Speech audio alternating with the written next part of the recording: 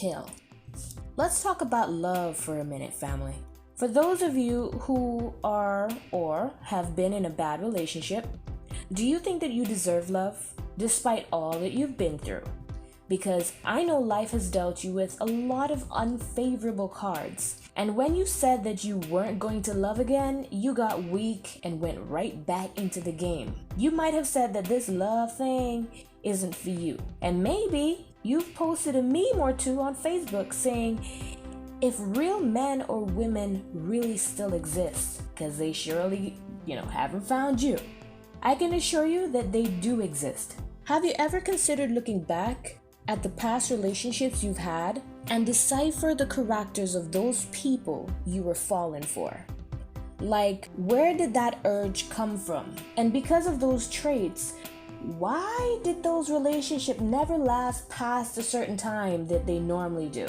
Now, with me, I used to go for the people that I had to work really hard for their affection. But there was something about that uphill climb, man, alright, that just felt wrong, but it's like if it didn't feel wrong, it didn't feel right. Do you get where I'm coming from?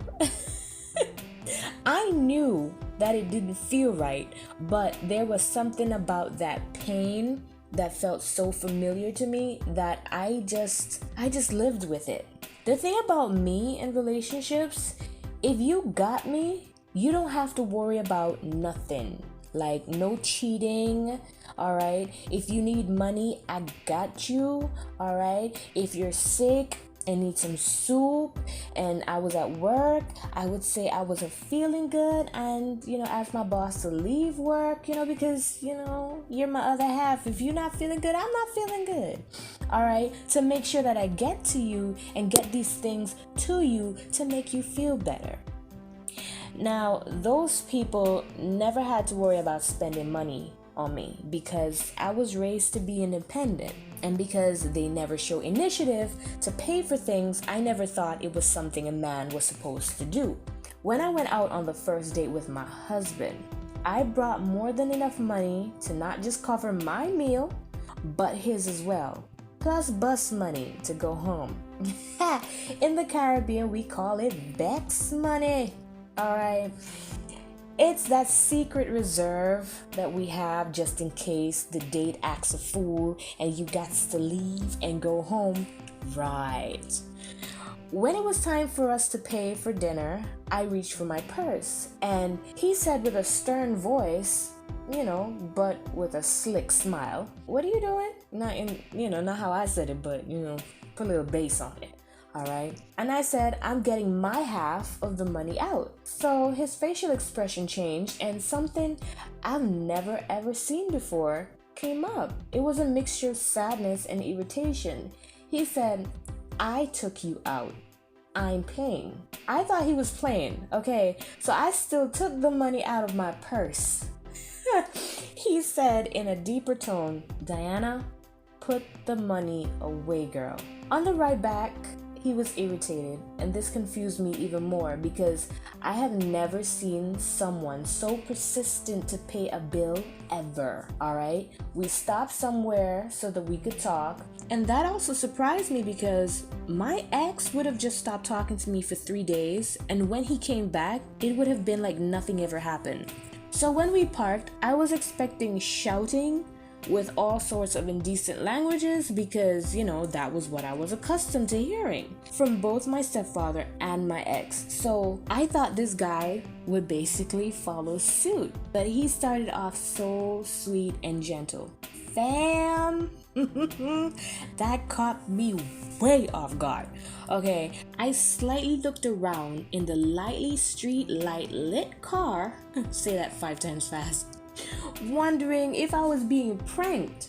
I know as you're listening to this, just saying, "What's wrong with you, girl? You should have just allowed the man to pay for the meal and just be done with it." But did you know that after 21 days, a habit is formed? I have been living with a stepfather who seemed to just live for arguments, and that went on for over 20 years.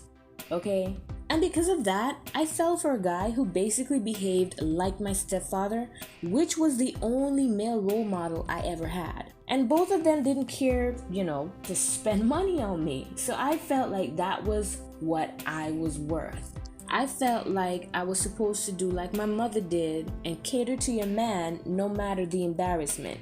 So yes, it did catch me by surprise when this man sat me down and explained to me that he wasn't my stepfather nor my ex. And so long as we're together, I didn't have to worry about paying for things. I couldn't hold it in anymore, okay? And I just broke down. I explained the reason behind me pulling out my own money, and he said something that I will never forget. A man is supposed to be a provider and a protector. That's how I was raised. So I got you. I ain't never heard anybody tell me that they got me before. Alright? I was the one who was normally saying that I got you. Okay? So you understand what I'm saying?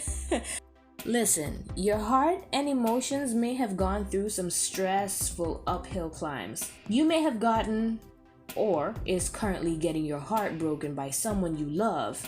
And just like me, I know you've thought or even said, yeah, this love thing is not for me, eh?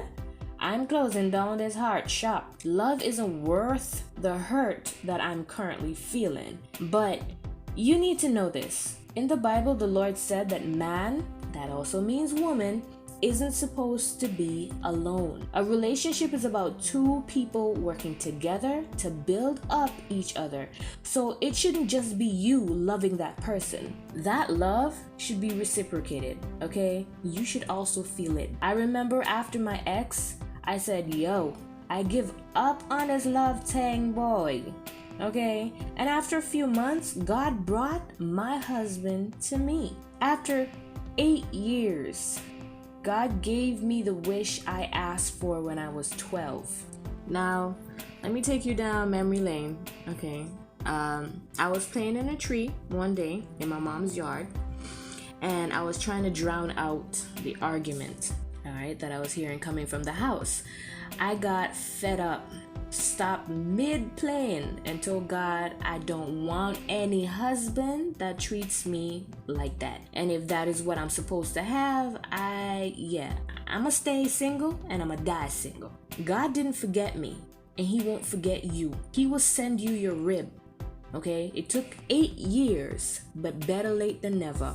You're on a steep uphill climb, but things will change. Just like what naturally happens when you're at the top of a hill. Trust me, that downhill movement will be effortless. Your uphill climb is not being overlooked. God's got you. Thank you guys so much for listening. Don't forget to like, subscribe, and smush that bell notification button so that you can get more videos from me. Alright, see you guys in the next one. Later.